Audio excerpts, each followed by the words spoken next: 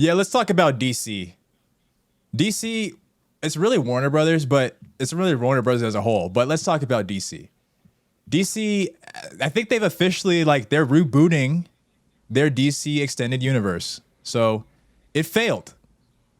It failed. James Gunn, the new president of DC Films, he might be able to, he's coming from Marvel. We talked about that before in a recent episode. He might be able to come up with a little bit of a redirection, a different course of action in order to get DC to the point where I don't know if it was ever the top leader maybe like in the 90s, like maybe before Marvel Cinematic Universe.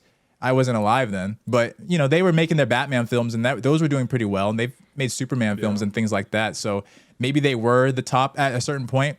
I don't know if they'll ever reach that level because Marvel, they have the Disney machine behind them. You're probably just not going to be able to beat that. Let's be completely honest.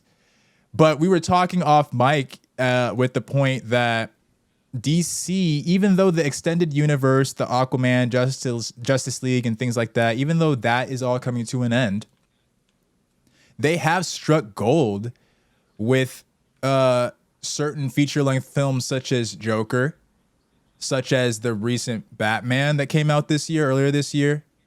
Harley Quinn was a pretty good hit that they had. I think they recently sold off their animation rights though, so I don't think they have that in their catalog anymore, which is a damn shame because that show, if y'all haven't seen it, that show is fucking fire. Go watch that Harley Quinn show. 3 seasons, I think. Fucking heat. Like some of the best superhero stories, period. It's just really, really good, in my opinion. But I do think that I don't think we need to be as worried. If you're a DC fan, which I am, I don't think we need to be as worried as this level of chaos would make you assume you'd have to be. Are you worried? Are you thinking that this is the end of DC? Or do you see them making a different course of action and being able to save face? Well, with James Gunn on board, I'm more bullish than ever on DC. Because we know Guardians kicks ass. I mean, with James Gunn is he at the helm? He is the president of DC Films. Yeah. With James Gunn at the helm, I think it has potential now to be a Marvel competitor, especially with Marvel kind of slipping a little bit.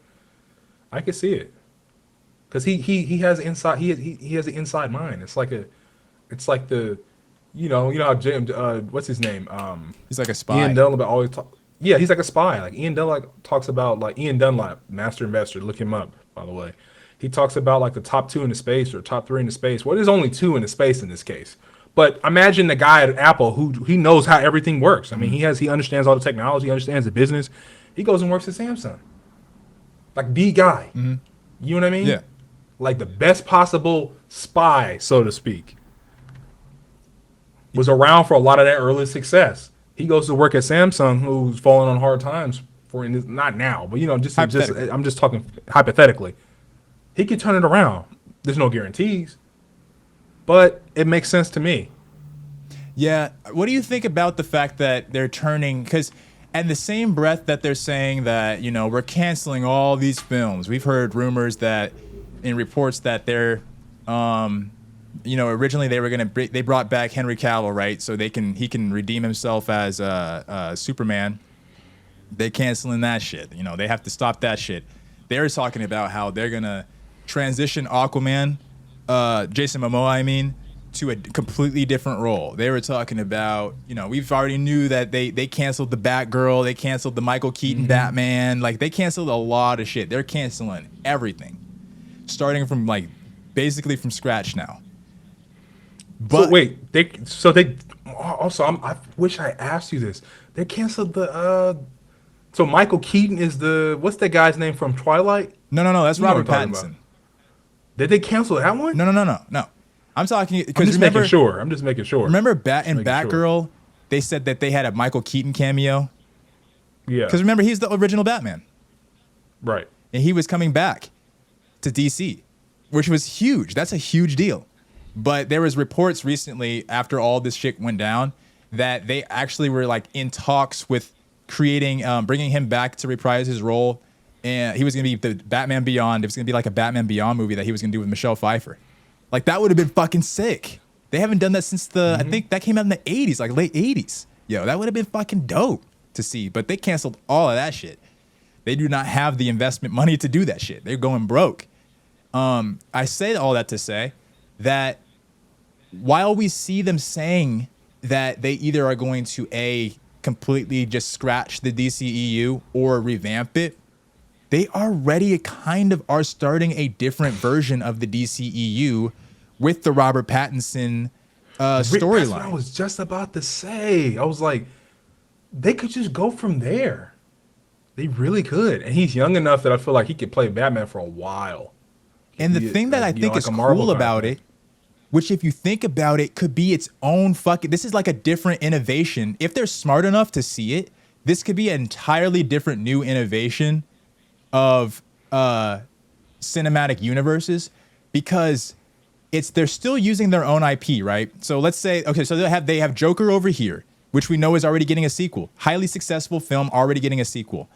And then we have the Batman over here, super successful, getting a sequel, also getting a spin-off series with the Penguin.